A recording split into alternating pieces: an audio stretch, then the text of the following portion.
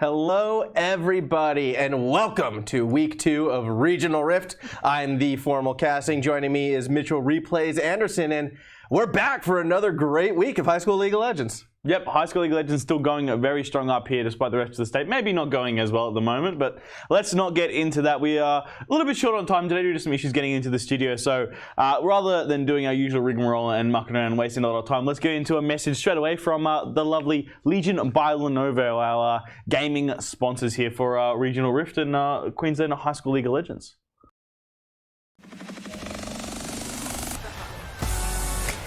Welcome to the Legion by Lenovo Savage Plays of the Week. First up, we've got a nice Dragon Secure by Shiloh Stargo from the Mansfield Megaphones. I'm a living legend. You ain't heard yet, you not get the message.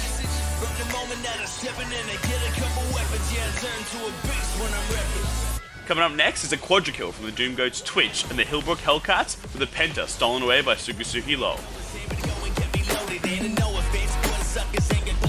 Chance I'm gonna win, my flow is so much doper than an again. Oh my lord, here we go again, it's going on and on, though. You can catch me up in that jungle, I'll be going ape like Congo. Hit them points up pronto, when I hit them up with that gun blow, that triple double Lonzo, combo.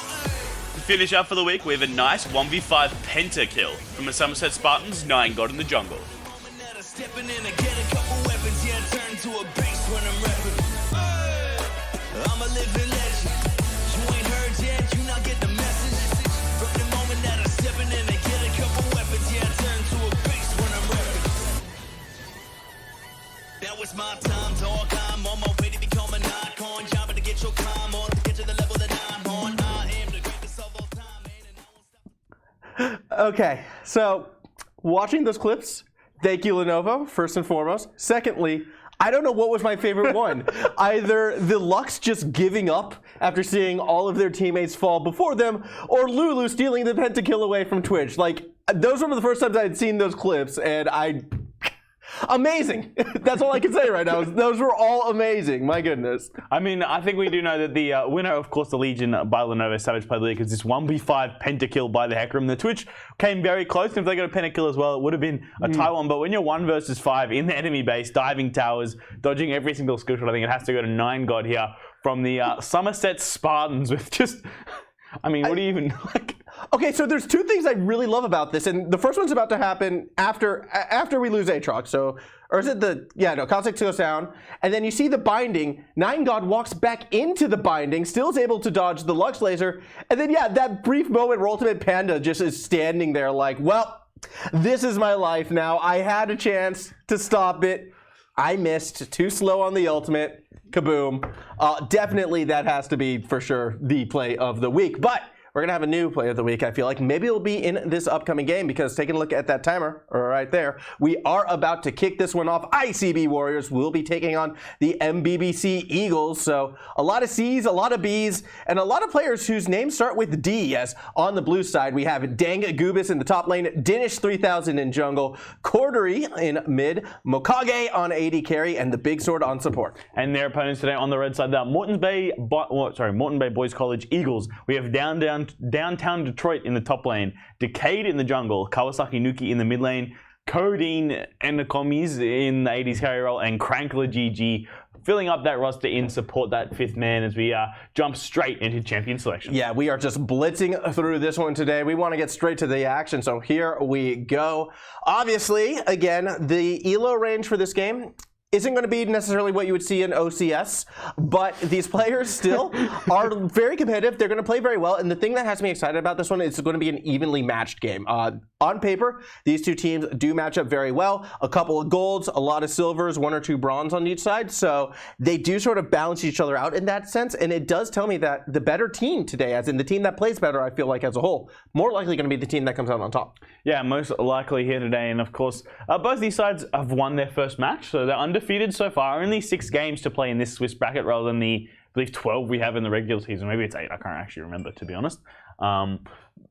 No, it's 8. It's definitely 8. Anyway, so out of 6 weeks here to play, there's not a lot of time to really differentiate themselves from the top, and I believe it's only, the top 2 from each region that move on to the next round. So it's going to be very competitive at the top, trying to get to those last few spots, as now we have the bands coming through, quite kind of standard bands, very popular champions in this kind of format. Caston's probably the only one that stands out that we haven't seen too much just yet. But of course, Darius, one of our favorite picks up here in the High School League of Legends up in Queensland. He's only meta here, but the Kassadin pick ban, I should say, doesn't surprise me. Choudary is a bit of a Kassadin main, has been playing Kassadin a lot recently within the solo queue ladder, so seeing that taken off him, not too surprising at all. What I find interesting actually on the ICB Warriors side is a lot of these players actually do kind of focus in on one champion and sort of how they've been prepping, and I was expecting to see target bans in that sense. The Ezreal after Mokage makes sense. The one I'm very much a fan of actually is the Shen ban targeting DangGoobus. Now DangGoobus, more of a Gangplank main, but has been having a really rough time on Gangplank recently. Shen is actually the champion where he's had that success on, I'm assuming, when he couldn't get his Gangplank. So I like how the MBBC Eagles looked at this, recognized, okay, he's kind of not doing the best on this champion. Even if they prioritize it, we're going to be ready for it. But instead, the priority pick is going to be a Yasuo. I mean, that's not a bad pickup straight away here from the ICB Warriors. I'm expecting a lot of Yasuo Yon in the next week or so. I mean, Yon doesn't get released until next Wednesday. But when he's out, I'm expecting Yon pretty much every single game. Yeah. These are high school kids, 14, 15, 16-year-olds. That's the kind of the target market for champions like Yon, Yasuo, Zed, Kane. I mean, we say that, but we never know. But Yon especially is going to be a champion that I reckon is going to be picked up a lot. Are you saying that high school kids have the best taste in characters? No, I'm just saying they're edgelords that like to kill people all the time. Oh, okay. Well, as we're continuing on, speaking of edgy lords, I mean, Tryndamere, Lord of the Freljord, has a big sword, has edges on it. That will be picked up for the MBBC Eagles. And Tryndamere as a first pick is always going to be a bit of a statement because Tryndamere tend to have a one-track mind, and that is push, push, push. So split push already most likely going to be this composition for the MBBC Eagles, where as the ICB Warriors, well, they've got a lot of damage right now, but I'm not really seeing that engage just yet. Yeah, I mean, they kind of need a knock-up here for this Yasuo. You don't really pick Yasuo in a team setting unless you've got something to help set him up. So maybe they pick that in the support role, but they definitely need a strong top laner to take into this Tryndamere. Something they can definitely match it up top. Yorick is definitely the champion to do that. If you're going to pick something to outpush Tryndamere, it's going to be that Yorick can bulk up on those tank items, match him in the 1v1, destroy towers faster than Tryndamere can do the same. And I like this comp so far from the ICB Warriors. Yeah, top lane now is starting to look very, very viable at that same time. When you have two split push champions, that small lead going each or either way could be very determinant of the pace of the game. Fizz being hovered, and you'd have to think that's a comfort pick right now, but very odd to see as there's not really many good targets for the Fizz at the moment. Even into Yasuo, it's a terrible pickup. The Windwall blocks that big fish.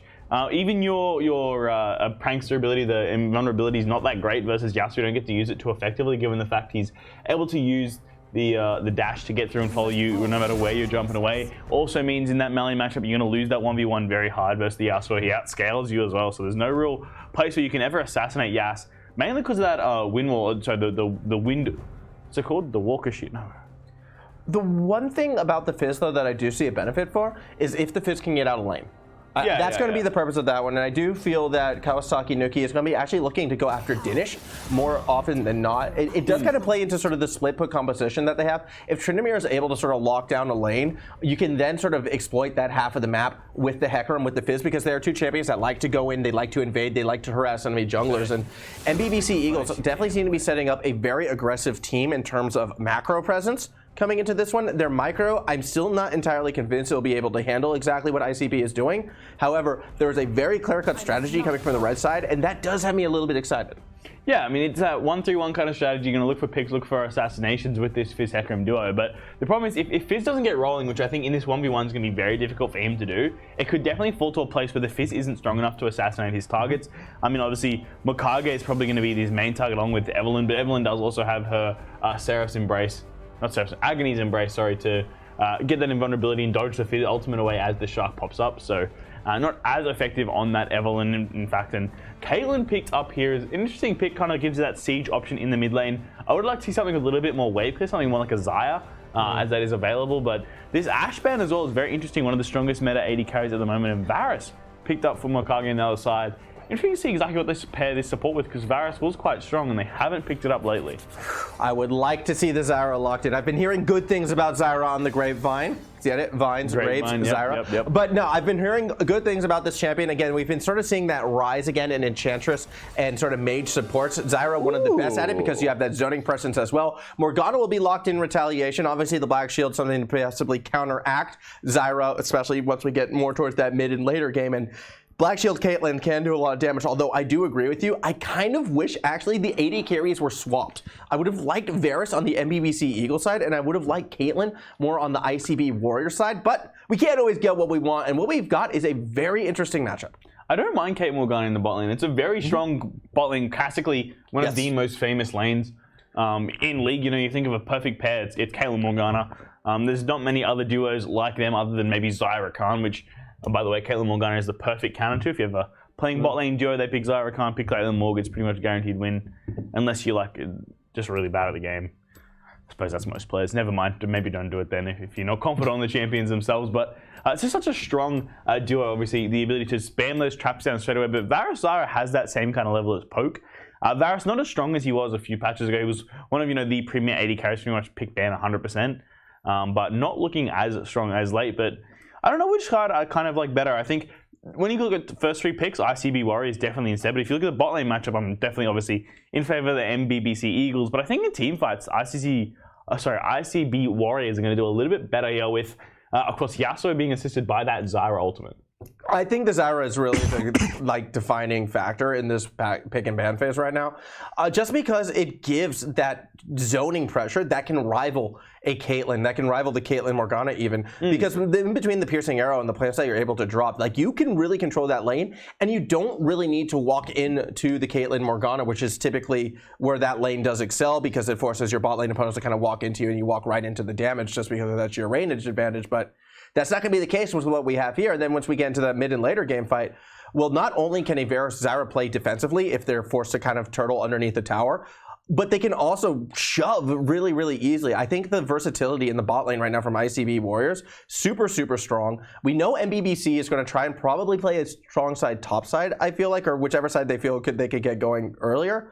But Yorick is going to be tough to take down, and he's probably going to need some help with Decayed if they're going to force that top side. And even if they get a couple kills on the bot side, I could still see a world where Mokage and the TheBigSword are able to sort of hold that tower. You've already mentioned before about why the Yasuo Fizz isn't a very good matchup. I worry that the MBBC Eagles aren't going to play the type of game that their team comp wants them to play. Yeah, I mean, it's just one of those situations where it's quite difficult for both these sides to kind of really see a clear way to win. I think ICC Warriors has that, obviously it has a very clear team fight advantage. MBC Eagles not as much so, and I think it's going to really depend about who gets ahead in the early game. I think, you know, obviously that's the way most of these games go. If one team snowballs super hard, that's kind of the way the game goes, and it tends to have one kind of team fight that's going to open up this game, and there's just so much damage on the blue side here that it's going to be really difficult for the MBBC Eagles going to compete with this damage, because early on in the game they don't really have a lot, and even the later it goes, sure they have 4 carries, but Tryndamere is not that much of a good champion, and it's pretty meh as champions go in the game. Yorick is much better because he's a bit more tanky, gives you a little bit more utility. You've got damage out of Eve. Obviously, Zyra is going to be huge in these teamfights, along with the Yasuo and, of course, the Varus as well. A very evenly balanced comp here. So you can't just itemize heavily into armor or MR if you're on the enemy team.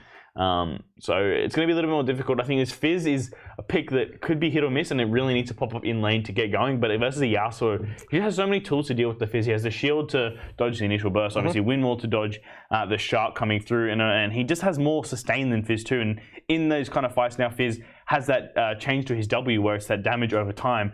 Yasuo is able to heal it back, fight him back, regain multiple shields if they're fighting, and so it's going to be a little bit more difficult, I think, for Kawasaki Nuki to get an advantage in this 1v1. Exactly that, which is why I was mentioning before, I want to see Kawasaki Nuki get out of that mid lane and try to find the advantages elsewhere. Typically, especially when you have a Hecarim on your team, and with the Tryndamere, who you're expected to be pushing in the lane, you'd expect them to go after the jungler. But Dinish on the Evelynn, as you mentioned before, has the ability to avoid the Chum the Waters, which is a lot of kill pressure as well. Not to mention the fact that it's an Evelynn, one of the hardest junglers to track to begin with. Yeah. And normally, like even high elo, when you're going into your diamonds, when you're going into your challengers, Evelynns can be tough to track if they know what they're doing. And I worry, and I'm a bit concerned that MBBC Eagles aren't going to have that lane pressure required to get those deep wards in order to properly track this Evelynn. And I feel like that's where they might falter. I expect a lot of blind bush checking and a lot of blind face checking coming from the MBBC Eagles.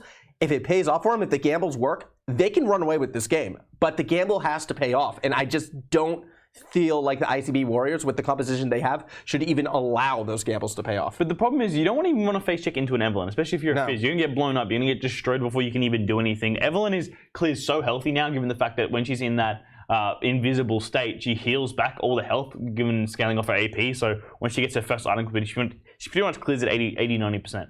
Which is much higher than most junglers. Even her first clear is quite healthy, given the way that she actually clears the camp. She uses the charm to set it up, has the extra damage on her E and her Q to kind of clear from a distance, and it's very easy to kite out camps, which is something that junglers really need to learn to do, and around this level of play they don't know how to do. But Evelynn is a champion that's very good at teaching you how to kite, because the way you get her damage out, the Q most effectively, is kiting out those jungle camps, so you end up clearing a lot more healthy rather than standing there with your sword and just hitting them as they're hitting you back. Hecarim has that healthy clear as well, though, and it's why if we do want to see Kawasaki start looking to invade, you expect him to go with that duo with the Hecarim as well. But then, in order to even get that position, you have to deal with the Yasuo in the mid lane, which I still feel is going to be that big rock that like Fizz to get into the jungle, he needs to push, he needs to have priority. He has to have so many things in the 1v1, I just don't think he ever gets priority over this Yasuo, especially if Yasuo went sorcery secondary actually in this match. I mean, the first step in getting priority in lane, I think in any lane, is actually buying items and perhaps connecting to the Rift, which, okay, Kawasaki Nuki is there. All right, I was getting a little worried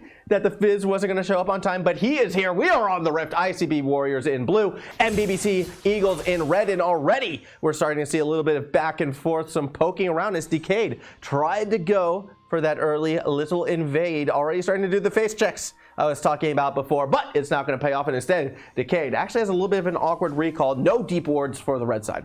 Yeah, nothing yet, but does go back and pick up that sweeper, I believe. So we'll have that. Interesting to see Fizz starting with a sweeper too. So Evelynn, if she's smart enough, could maybe even move in and look for that instant kill on the Fizz. The one thing you do actually kind of lose when you're playing as an Evelynn is you actually lose a little bit of vision control, because the fact that there's no point for Evelynn to ever get a sweeper.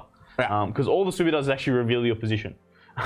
Because you can walk past those stealth walls and no worries. So she's always going to want to hold on to that vision trinket, and that means maybe Yorick or Yasuo will have to pick up that red sweeper later, which is, you know, something that kind of balances out. But usually you have 3 red sweepers, 1 yellow trinket, and 1 blue trinket on your team, depending on what champions you're playing. If it's in that melee mid, you're going to have that extra red sweeper. If it's the other one, you're going to have that extra blue trinket. So honestly, it depends on what all these champions want to do and want to keep up in these roles. And vision, I mean, usually an important thing, but in this elo, maybe not as much. Those players don't really pay attention to it. You can see early on the push advantage actually going surprisingly towards the blue side here. I thought the red side would definitely have push advantage, especially given the fact Morgana started W rather than that Q. So obviously going to look for early wave control rather than looking for these kills. I mean, that looked like a dark binding to me. I said there was tormented soil down before, though. Oh, well, either way, it does have a pause. One thing I want to talk about a bit before, though, as you were mentioning with that sweeping lines and that being taken by Kawasaki Nuki, I do agree that's a little bit unusual, but it tells me, again, that he's going to want to leave lane as early as possible and try to gank one of the side lanes, so he'll have that extra bit of vision as he moves through it. That's where I'm expecting to see it used, especially going with that electrocute. That's going to be a lot of damage pre-6, maybe even just after level 6. So the kill pressure is there if they can get, you know, Choudary out of lane and actually free that Fizz up. If I were this Yasuo, I'd be very nervous about pushing hard pre-level 6 at this stage, because I feel like at any given moment, Decayed is probably going to make a play at that mid lane. Yeah, I mean, especially given he's got the super for that ward control, so important Yasuo gets some early vision down. But again, Hecarim, I mean, if you look at the 1v1 jungle matchup, Hecarim's definitely favored there versus the Evelynn. I think Hecarim's much stronger. In the pure 1v1, obviously a bit more of a tanky champion, a bit more bruisery style. But again, that ultimate as well offers quite a bit of CC. I think this Yasuo, the one thing I'm not a fan of is in this comp is there's no knock-up, right, outside of that Zyra. So it's going to be very difficult for him to set up big ultimates to kind of engage fights, and it's going to be more of a engaging later in this fight, engaging halfway through, which is kind of stronger with that win wall, with the last breath too. I mean, it is good to get at the start of the fight because it gives you that instant armor reduction for the Yasuo and gets him into the fight, a position where he can start dodging around. But having it midway through the fight isn't terrible either.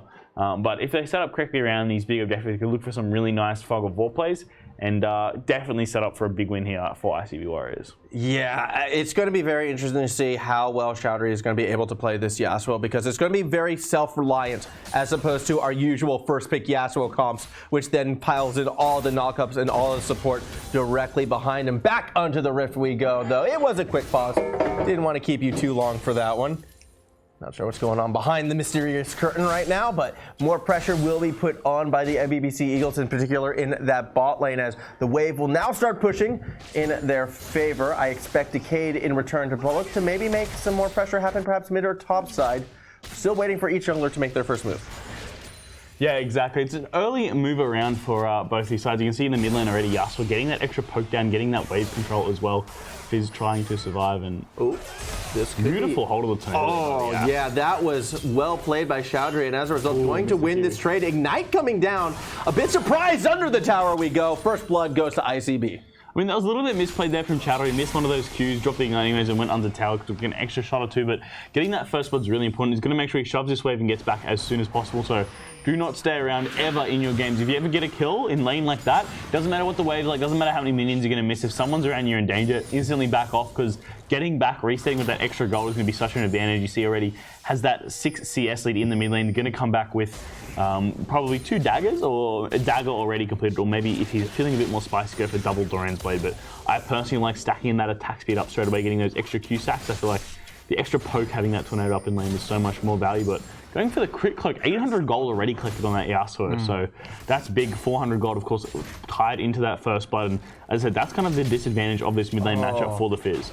And the wave management actually working as well for Choudary as well. As you can see, unfortunately for Kawasaki, cannot do too much, as in return his wave wound up slamming right into that Yasuo tower, and he didn't want to keep pushing that advantage, not entirely knowing where Dinish was at the moment. Dinish did get spotted towards the end, but now knowing that the wave's in a good spot for Choudary, he's going to be able to farm pretty safely, has a significant advantage. The only thing kind of going for the MBBC Eagles throughout that entire exchange was Decayed was able to eat a couple waves, so the Hecarim should still be ahead of Dinish, and this Hecarim obviously going to be very important for this red side if they want to start looking for some of these invade plays, perhaps some of these sort of divey plays, but they still have to establish some lane control. And where is Codeinencommies going? Has to go the long way around. He could have been boxed in right there. A scary situation for the red side. Yeah, I mean, that's an unfortunate fact that the big sword that had already used the root and kind of moved out of position. If he was up there looking a little bit more aggressively, it would have been very bad for the Caitlyn, who only has her summoner spells available, already used the pot in lane, getting poked out a few times. You see up in the top lane too, the lane advantage definitely in favor of this Yorick. It's going to be a little bit more difficult for Tryndamere to ever really get grasp in this 1v1, and I think the rest of this game in that side lane is going to go very similarly. But in the mid lane, though, we're going to look for something. Hecarim maybe looking for a gank. Yeah, Decayed eyeing up. Choudary is down below as well. The Dark Binding does connect onto Mokage. Does save Codeinencommies for now. Crankler as well, able to walk away, but that is a resetting Caitlyn, who is already quite far behind in lane. She needs to be cautious right here. Sticking around for the wave to clash. If she gets spotted, we could see something crazy. Let's see if as soon as the Caitlyn spotted, do the recall stop? No, actually, they're going to go ahead and give that wave over for free. I'm a little bit surprised. Yeah, surprised they're not walking up and pressuring that Caitlyn a little bit more, but getting that reset, getting that first back, and a big gold advantage definitely going their way already. 11 CS lead to this. Varus looked like he's going to go straight for that Vampire Acceptor and go instantly towards, of course, the on-hit Varus build. That lethality Varus was a bit strong for a minute, but has faded away. 6 is actually available on Yasuo, so Hecarim's going to be very careful if he ends up going for a gank. If that tornado lands on both of them, Yasuo can definitely turn that 2v1 right around with that last breath combination available, given the fact that this Fizz is definitely not 6 yet. Yeah, this is actually a very scary situation for Kawasaki. Is able to dodge the knockup. Last breath still available, but Decayed still going to look for the fight under the tower and instantly pops Choudary. So they do find the kill. Chum the Waters does not connect onto Dinesh, who should be able to walk away freely. So much damage out of nowhere. Great turnaround for MBBC. Yeah, and that was quite poorly played by the Yasuo, though, of course, going for a little bit of an over-aggressive play, but just took a lot of damage from minions, honestly, in that play, and really cost him their Hecarim, though. Good use of that ultimate, not ultimate, sorry, of that E getting in there and grabbing the kill, of course, on that opposite mid lane and giving his Fizz a chance in this lane. But Zeal now picked up on the Yas, means he's going to have that queue up a little bit more often, and I think that's kind of one of those key things. I love stacking. Like my first item every game I play Yasuo on is Instant Rush of Berserker Greaves, because it gets your Q cooldown right down very low, and I find having that tornado up in lane is so much more helpful than any other stat early on in the game. As you see, another great tornado land. Steel Tempest's getting on point right now for Choudary, who continues to poke Kawasaki Nuki kind of out of this lane. Have to admit, Kawasaki's had a bit of a rough time, yet is still going to go ahead for that ring and maybe get some stacks. And I like the confidence. We'll see if the execution can come to match it as this game progresses. Nearly 7.5 minutes in, and still no team has made a play on the Dragon. Yeah, I mean, neither of these teams really rely on Dragon Soul either, to be fair. They're not like pretty heavily focused around that objective. They more rely on Baron that helps them out to push. They've both got enough damage and good tankiness. They don't really need any of these early dragons. And given the fact it's a Cloud Dragon as well, both these junglers want to just farm to 6 and they're not really interested in making these early game plays, because if they get met up in the middle there, it's going to be quite difficult for both of them to really make anything happen. Yeah, it will be, but at that same token, I still feel it's a Cloud Drake, because of the ultimate cooldown, could be very, very useful for both of these sides. If whichever side wants to be a bit more proactive, I think, could use it a bit more. I thought you only got ultimate CD off the Soul.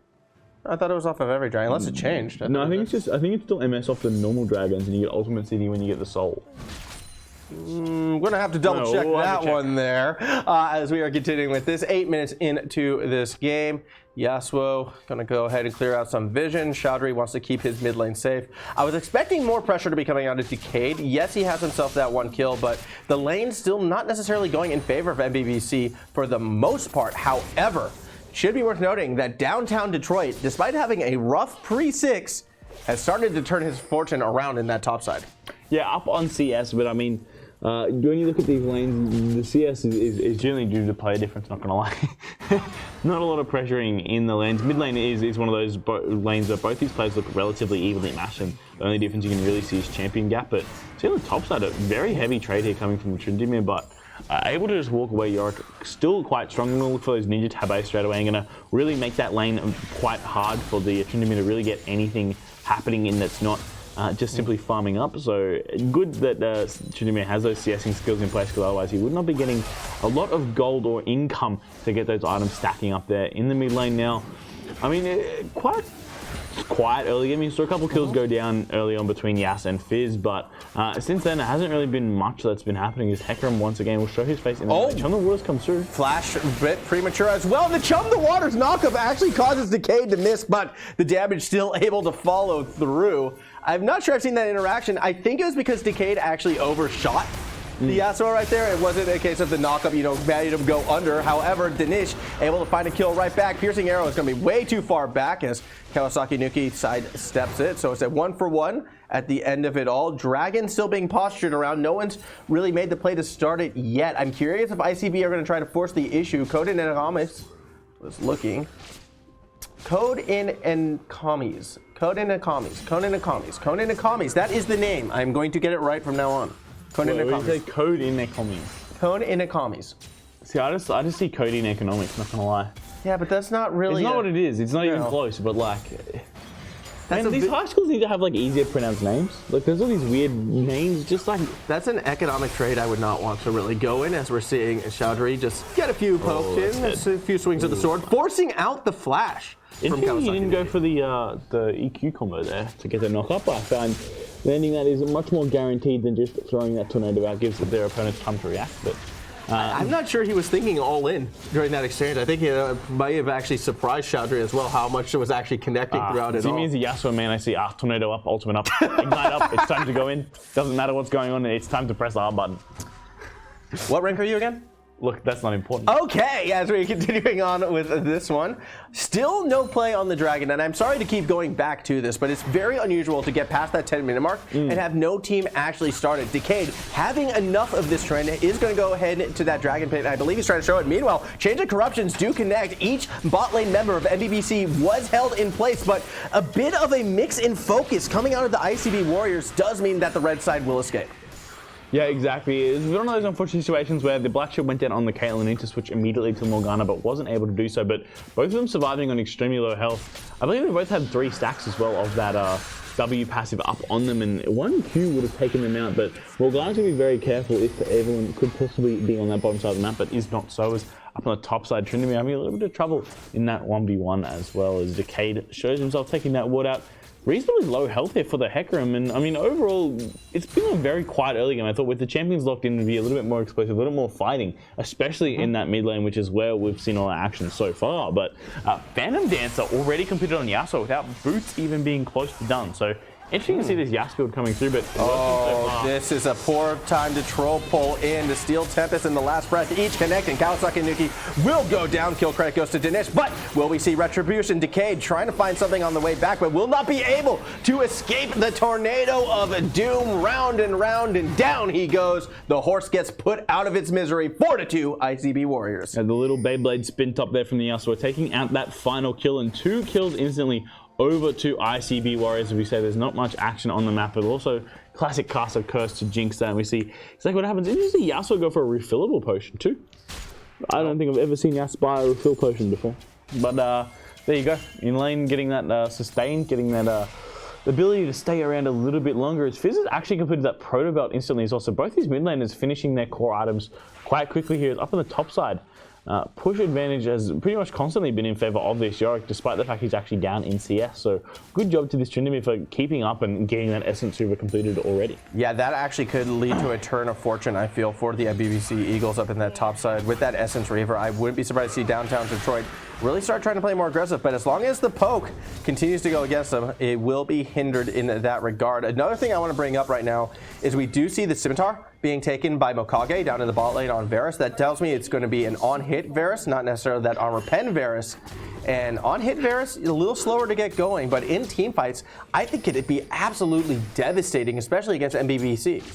Yeah, interesting to see as well, Yasuo's also picked up an early Vampiric Scepter too, so usually you don't see that lifesteal item come in until 3rd or 4th item for the Yasuo, depending on matchup. So interesting to see he's going for that second. Wonder if he'll go for BT or of course the Death Stance too. I'd probably lean more towards, I'd probably get BT this game actually. I don't know. Versus the Fizz, you can understand going for that little bit of burst resistance with the Death Stance, but I feel the extra shield on the Bloodthirster I find so much nicer. Oh, look at the poke now starting to come out of the big sword as well, forcing codeinencommies to try and escape, but the damage coming from these piercing arrows, unfortunately, the Change of Corruptions do not connect. Mokage nearly popping the Caitlyn now. 4 Cranklers on his own. Do we see the flash? I think cooldown's a bit too long, unfortunately, to see the craziness of the flash Q. I mean, he could have flash ulted at least to get the kill there on that Caitlyn, but they just went for it instead. But Hecarim up here trying to make something happen on the Yorick, but too big dead boy. Yeah, Yorick is going to be very tough to bring down at this stage of the game. I do feel like Downtown Detroit is just going to be pretty happy farming for now. Eventually, we'll look to turn that CS advantage into tower and lane advantage. Not quite there yet. Decayed still sticking around on the top side of the map, however. Could be seeing a return gank quite soon, but because they didn't even get DangGoobus' flash, it's still going to be just as difficult, and I'd almost like to see Decayed kind of rotate more towards the bot half of the map. Honestly, I could see Downtown Detroit going for an early armor pen item, you know. They're going for early LDs or even Mortar Reminder, just something to help him burst through this initial health tankiness here from the Yorick. Probably even rushing in early LDs to really punch through that max HP that Yorick's advantage has on the Tryndamere. Yes, and being able to punch that through again will then lead to more of that lane presence, more of that map presence, something that the MBBC Eagles, I still feel need to take this game over. No one has made a play yet for the Rift Herald, at least until Decayed steps into the pit just now at about 15 minutes and 45 seconds. Hard trades happening in the mid and the top lane at the same time. Interesting moment to go aggressive while your jungler is getting a big neutral aggressive. Jump the water, still connect. Choudary flashes into the minions. He's trying to escape the wrong way with the ignite, will get burned down. And Kawasaki Nuki gets a great solo kill. Oh, Caitlyn in a little bit of trouble on the bot side too, but a good solo kill in that mid lane. And after that first spot going over to the Yas, he hasn't had much success in this 1v1. Picking up the Merc Treads as well, which is really interesting. I don't think Yasuo has ever gone for this item. You want to go for those boots, or else you don't actually get to that attack speed cap. So, interesting build path coming out of this Yas, and I feel like we've had quite interesting builds from every Yas I've seen so far in this season of Queensland High School League of Legends. No one's got that build down pat, right? Which is pretty funny given the fact that Yas is one of those champions that has a relatively linear build path. I can understand something like a Diana or even Varus, where you have multiple different build options, build paths, but Yasuo is something where it's usually pretty stock standard as to what items you go for and what order. So interesting to see this bit of volatility in this mid lane Yasuo, and not performing as well, straying from those traditional items. Yeah, I mean, Choudary, I think we had high expectations for him in this matchup, but credit to Kawasaki Nuki, I feel like, to be able to find the kills, to be able to find that CS lead, and now is when I want to start seeing that Fizz actually put it into place, because you now have that like versatility to be able to roam to those sidelines, to be able to pressure elsewhere on the map. You are probably the gold leader at this stage. I know maybe it might be Dinesh, but I'm pretty sure it would be Kawasaki, and we're seeing the completed item in a half come through as well. This is a strong moment for Fizz, and if Kawasaki can start to push this lead, I see good things in the future, perhaps, of MBBC. Yeah, precisely. If Fizz can keep pushing, get a couple of kills on the Evelynn, get that shutdown onto himself, he can get quite big, quite fed, and really take over this game. But honestly, I feel like this game's going to be quite a long game so far. We're already 20 minutes in, not much has happened. Neither of these teams look like they're particularly looking for opportunities to win. They're kind of just stalling out and trying not to lose the game more so than trying to make plays, other than these two in the mid lane, of course, who have been going toe-to-toe on their mid lane skirmishy assassin type champions, where the rest of the map's kind of just been chilling, farming up, looking at their mid lane to do a bit of fighting and saying, "Oi, stop dying. Stop fighting, farm." Yeah, it's very rare that you'll see 4 champions with a straight 0 scoreline, and perhaps that's going to change right now. I would like to see Evelynn bloody hop over there and go for the kill with the charm landed on. Ultimate up and available as well. Could have definitely gotten something very quick onto Decayed, but he will be lucky to walk away with his life. Maybe that's that fear of pulling the trigger that maybe could plague ICB Warriors throughout the rest of this match, having that bit of adjustment to hitting that go button and then going in and trying to make something happen. So everything to see that play not gone for yet, but that second dragon just sitting there ready to be taken, but neither of these teams looking for that. Yeah, I feel like the neutral objective control has been kind of lacking realistically from both sides. In 1v1 situation looking very, very dire for DangGoobus. Has to flash out. The Undying Rage is popped in with one swing of the sword. Down goes Yorick. A huge solo kill when you look at the state of this game for MBBC.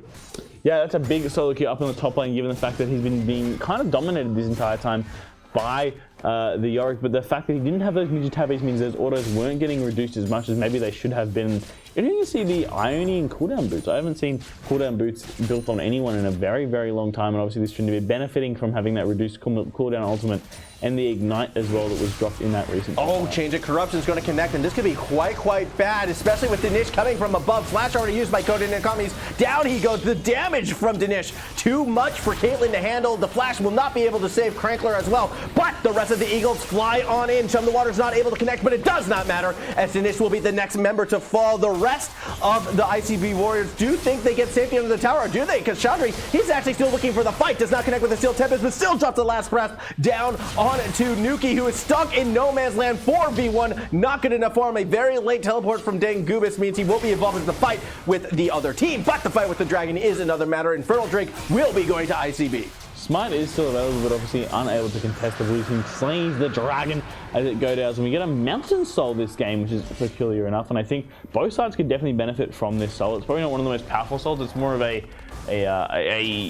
make sure you don't throw the game kind of soul. But if you're not ahead, it's not as good. It's definitely one of those win more kind of souls. It's not one that will win you the game or even keep you in it from behind with a. I find that all the other three are much better at doing that, with a mountain's definitely one where it's kind of, if you're ahead, it really helps you push your leave, otherwise it's not as great.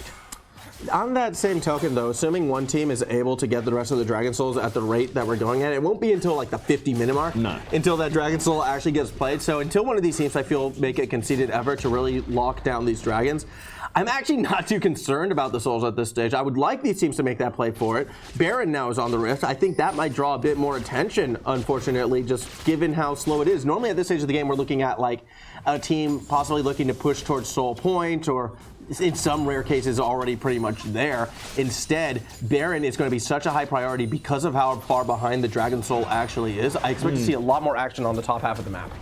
Yeah, and that's kind of been the story of this game. This bot lane duo has been that more conceded, more peaceful kind of lane, given the fact that, they kind of did have the advantage in the 2v2. The Caitlyn, you should have been making a few more plays, but wasn't doing as such. And both of these sides kind of looking for that option to get involved in this game. And the top side definitely more towards they're looking towards. And you need to have a little bit more focus towards these bot lanes. I think if either one of these two carries got a little bit more fed, I think Caitlyn Morgana kind of have really struggled in this lane so far, and I think it's only going to get worse as we get into that mid game. And I think during these team fights, this bot lane advantage is going to be huge as Caitlyn. Oh my goodness, the Dark Binding just went straight into a plant, and a piercing arrow cuts down codeinencommies in the mid lane, or just above it, I should say. A kill is returned, but the power of the Varus has been unleashed. A double kill for Mokage, and one that the ICB Warriors will happily take. The bot side is in their favor now.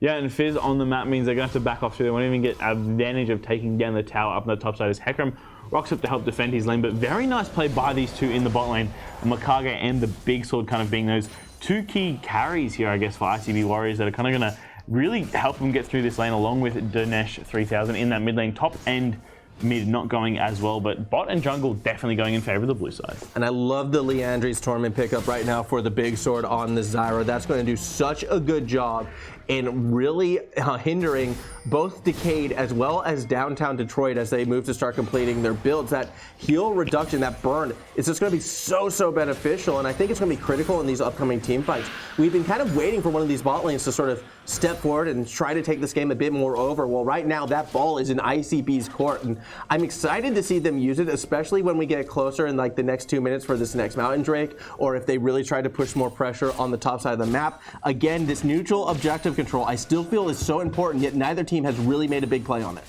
Yeah, exactly. Neither of these teams have had much priority towards the dragon. We're one dragon each, so we're a fair way away from a soul ever being really secured. We see up on this top side, tanking that ultimate there from the Yorick means he's going to be doing a little bit of extra damage. Oh, this could be a catch.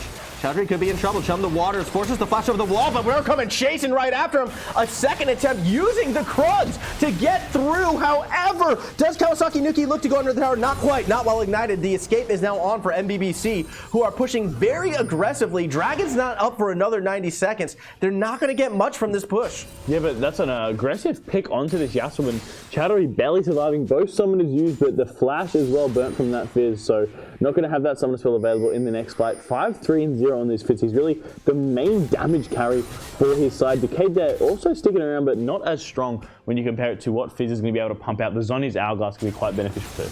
See, but here's the bad side about like going for that heavy push. MBBC now has to stay in this jungle. They cannot reset, or they're going to lose that dragon advantage and like pretty much lose all the advantages they got in terms of map presence on that push by going forward. It also opens up the top side right now for an actual true 1v1, which you can see Downtown Detroit trying to exploit on it. What was that snipe out of Mokage, enabling the kill, going over to the Big Sword in the mid lane as well. Tower goes down. Choudary trying to run away, will be able to escape. It was a 1-for-1 down below. Dragon now in 30 seconds. Chum the waters does connect. It enables a tower dive, or doesn't. This dive is a disaster thus far as help arrives in the form of the Big Sword. Downtown Detroit stuck in a very awkward position. Piercing arrow comes through, but the Undying Rage keeps Downtown Detroit alive, and Decayed is going right back in. Choudary easily gets the kill, just slicing and dicing his way through. Over the wall goes the Big Sword. Fizz still does so much damage. That's going to be a 1-for-1 as well. As all this happens, DangGoobus goes, well dang, I'm taking top tower. Yeah, and man, a huge advantage here for the Varus. Mokage picking up a bunch of kills on the back side,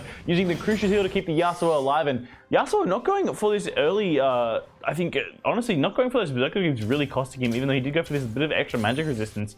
Having that, cooldown on his Q means he's not getting up as quickly, not doing as much damage, and I really think this Yasuo has really hampered himself by going for this build and hasn't even completed his IE yet, which he crucially needs to stay alive in these fights. I'd honestly recommend just going for that death stance instead of getting rid of those boots, but we'll do that instead. And I mean, it's looking like a very even game. Both these sides, have kind of gapingly large gaps, and it's going to be not so much who's doing better, but which team just isn't doing as bad. And I think at the moment that is the ICB Warriors with Mokage down in his bot side, him and Zyra really taking control of this game and proving to be the deciding factor as they now pick up the dragon as the result of that last fight. And I actually shudder to think what would have happened if we had seen an armor pen Varus as opposed to the on-hit Varus at this stage. Yes, I think the on-hit's going to be more beneficial longer term, especially once the second and third items get completed, but those piercing arrows are already doing so much damage. We're seeing their effect immediately every time they connect. And that's just something that MBBC Eagles don't really feel prepared in order to handle. Even without, the armor pen, there's really no front line, no tank being built. Decayed is going for that Trinity Force, is going for a bit more of a damage he built as opposed to that front line. And unfortunately, he still can get popped out by Mokage. And the peel from the big sword is there. It has been accurate. This is going to be a tough game, I feel like, for MBBC if they cannot handle what this bot lane is bringing.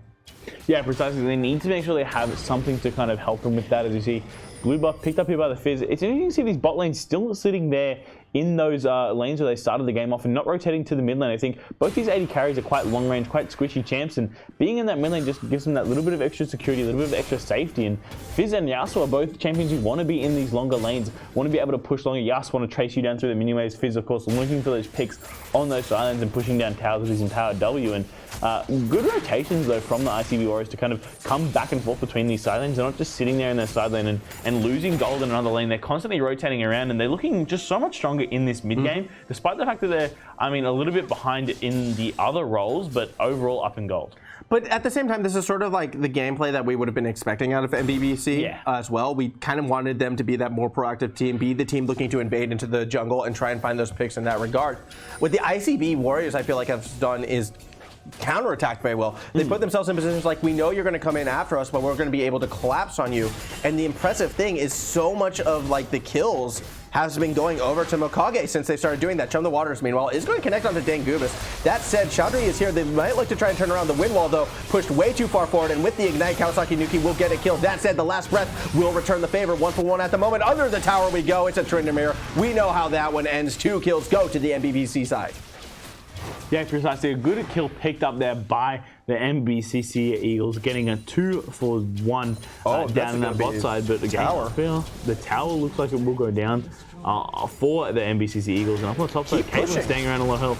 Why are they pulling off of the push? They know all 3 members are there. Meanwhile, where the 3 members are, that's going to be 2 kills getting returned by the ICB Warriors. And now they have an opportunity to push and take more towers. But instead of trying to really push these advantages, teams seem more content on resetting. I am very downtrodden a bit by MBBC. I would have liked them to keep pushing that top side lane. No one has respawned yet. No one has made that push. That second tower, that first base tower, realistically, could have been taken very low, if not down completely. Yeah, I mean, there's still 15-20 seconds on this bot lane duo for the MBBC Eagles. Kawasaki Nuki only just respawning then. Hecarim stuck on the top side, Tryndamere in that mid lane. They could have definitely got that 2-2 tower and pushed their lead even further, but they've kind of just been playing very safe. They have in this bot lane. They haven't been playing badly. They've been playing very safe and kind of just doing that kind of solo QS style that I really hate to play against players like this, because I find it so much more like you're doing the wrong thing, but you're not doing the wrong thing, if that makes sense. You're just kind of watching everyone else make mistakes and picking up kills, but you're not doing it for the right reasons. You're not being a good player, and that is really frustrating if you're on the enemy team and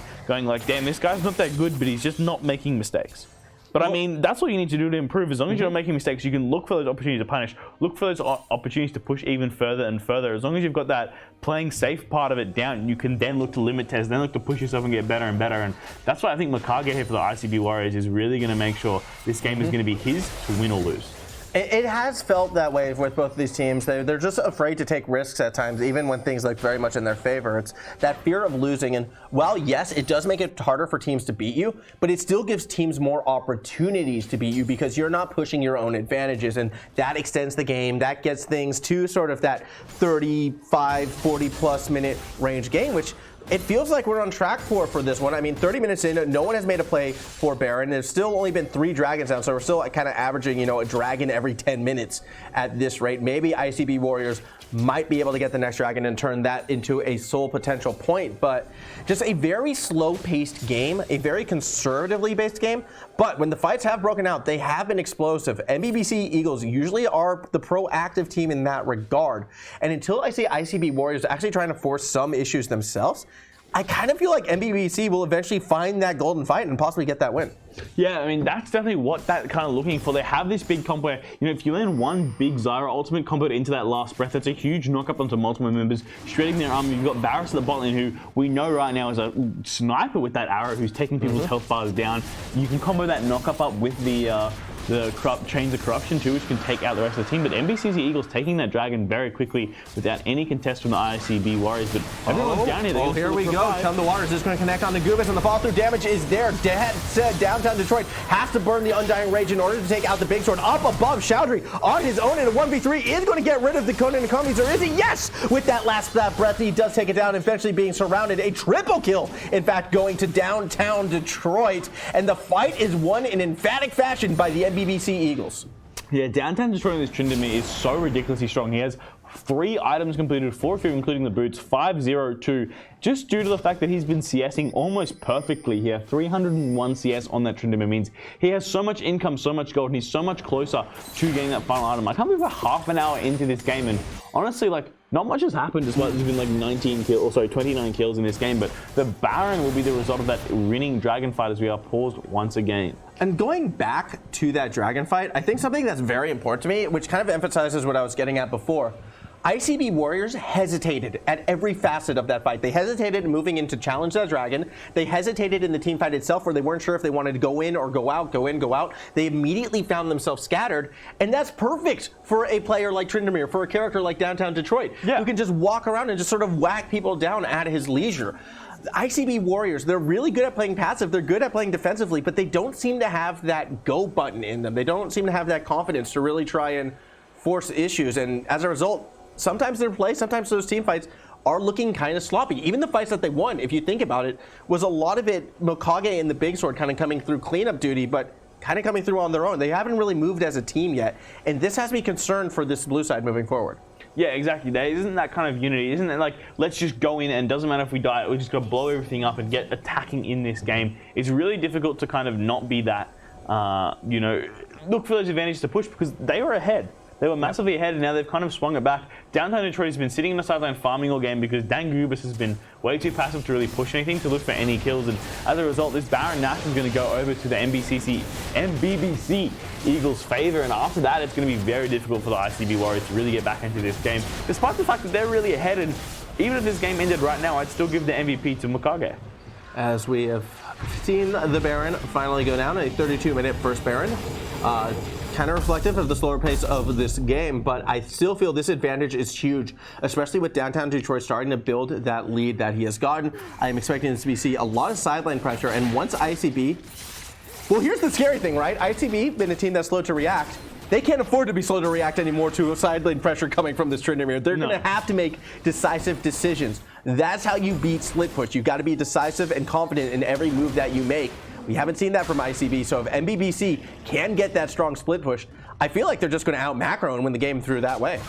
Yeah, I mean, that could definitely be the case we see in this mid lane now. Mokage picked up his third crucial item, and I think after he picks up that Infinity Edge, he should be doing enough damage to kind of contest this Tryndamere, but I mean, he's going to really need a lot of peel. I don't think there's a lot of peel to keep that Varus safe. Even this, I mean, obviously Zyra's got great peel, but she's kind of been leaving this Varus and kind of walking a little bit too far into these fights. I just want to see ICB Warriors pull a trigger and go for a big fight. I want to see a massive Stranglethorns into a last breath. And without that, it's going to be just like they've got a good team fight. They've got the ability to win that fight, but this Tryndamere is just way too strong, and there's no real way there to really contest him. I don't think Yorick can even come close to him right now. Death Dance and Trinity Force completed. I would have liked to see a Bramble Vest completed even earlier. Yeah, it's something to possibly negate some of that passive healing that you'll get out of the Downtown Detroit would have been phenomenal. I mean, BigSword kind of has it with the Leandry's tournament, but that said, not enough grievous wounds really on the blue side. Chum the Waters connects onto Choudary, and you know Decayed is going to go for it now, able to knock the poor Yasuo back into the rest of the team, and with that pick, MBBC could be looking for a lot more. Nuki forced to go golden, but does dodge the damage from Danish. Downtown Detroit joining the fray, but is not going to go too deep underneath that tower, saying that Undying Rage perhaps for another attempt as the wave starts to crash. DangGoobus doing what he can to hold that front line with help of the Wandering Spirit. That is his ultimate. Downtown Detroit again going underneath the tower, gets stuck within the box and shut down before the ultimate can be used. This can open the doors right back for ICB. Change of Corruptions connects and kills the Crankler GG. However, up above, Decayed still looking for fights, and Kawasaki Nuki, you forget this Fizz does damage. Now you have that reminder as down goes Danish. Chum the Waters just thrown as a zoning ultimate, I'd have to assume. DangGoobus is on the hunt. Decayed trying to run away, will be able to escape, or will he? Because the DangSword's going to make the cut-off move. That said, that could be a tasty plant right there for the Fizz. Kawasaki Nuki able to get one back. DangGoobus able to close the ground, drop the ignite, piercing arrow connects. A shutdown goes over to DangGoobus. Chaos left, right, and center. I'm not really even sure who won that fight. I mean, I think overall the ICB Warriors took it in a 2-4? No. 3 deaths on ICB Warriors side, 4 deaths on MBBC Eagles side. But overall, the objectives went heavily in favor of the ICB Warriors. And again, they're cleaning up this fight because Mokage is playing so defensively. So, you know, he's got 0 deaths on this Varus, but he should have more deaths. The fact that he hasn't got any deaths means he's not gigging these fights, not actually playing them correctly. Fizz is so strong, just blowing up on that side. And then Zyra going for a Rylai's. You need a Zhonya's, man. If you had a Zhonya's right there, you would have saved the fight. You would have been able to keep chasing, maybe even look for objective after. You need something to keep yourself alive and give you an option to go super aggressive. Yasuo here picking up a Blade of the Ruin King, which is an interesting item to pick up later. I mean, I suppose it gives you that attack speed cap given the fact you didn't go for the AS boots, but honestly, something like a Mercurial Scimitar or a Death Dance would have been even better to kind of survive this initial burst.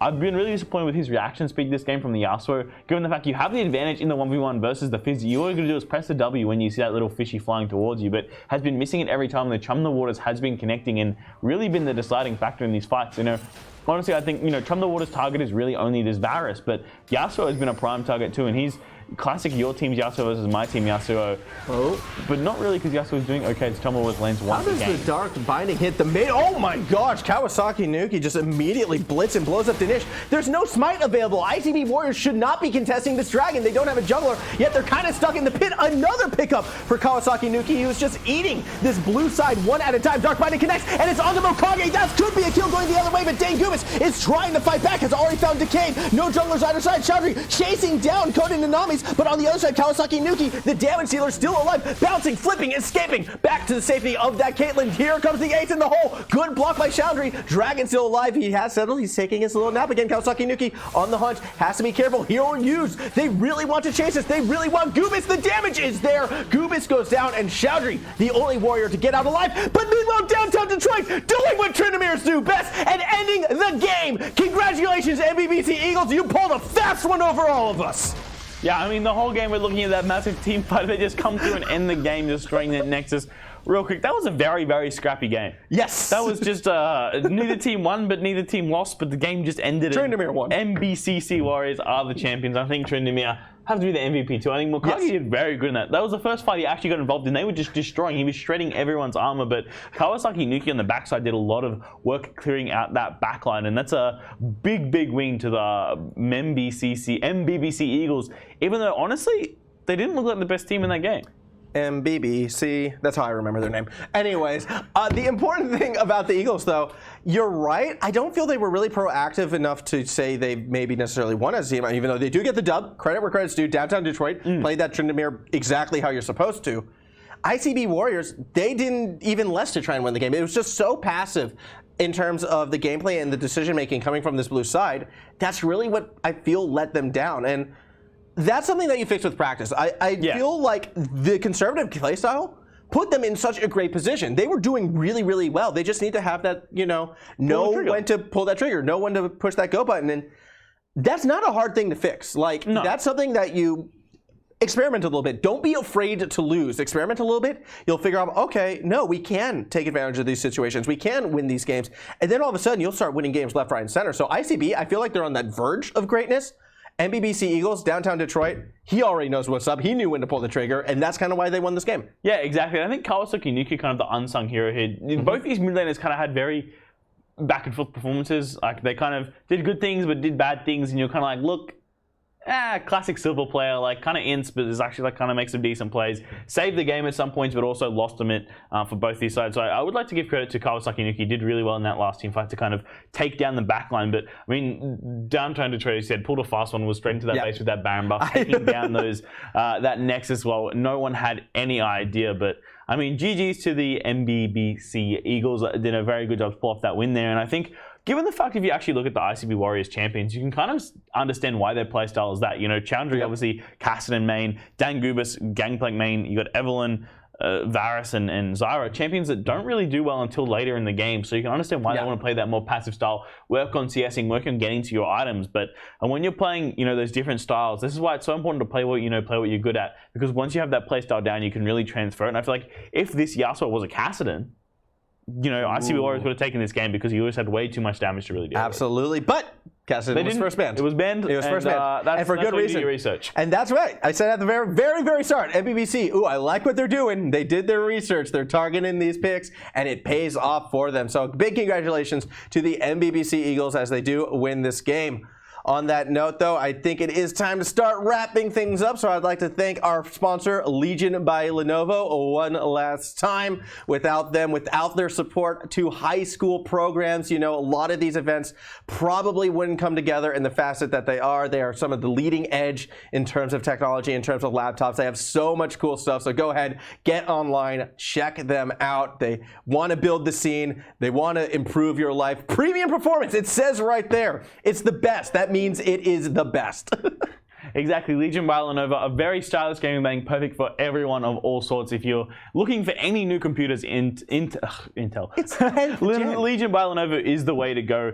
Pulling a beautiful technology. It's actually like really slim laptops too. You usually have those traditional big bulky gaming laptops, but you can see the whole industry is really slimming down, looking for these more stylish ultrabook kind of style gaming laptops, and you can see that beautiful Lenovo laptop's looking quite gen. fun. All right, like think about that. I'm not even sure there's 10 generations in Australia. Obviously, laptops are different than people, but 10 of them. That means 10 times they have improved. Exactly, 10th gen Intel Core. Really, really good stuff. So a big thank you to them, and a big thank you to all of you for watching us at home. And thank you to all the students playing, to the University of Queensland for letting us steal your journalism building and stealing this desk. You know, we wouldn't look as good as we do. Jet back there, shout out to him. Replays, thank you as always for joining me. And we will see you all next week here at the University of Queensland. Good night.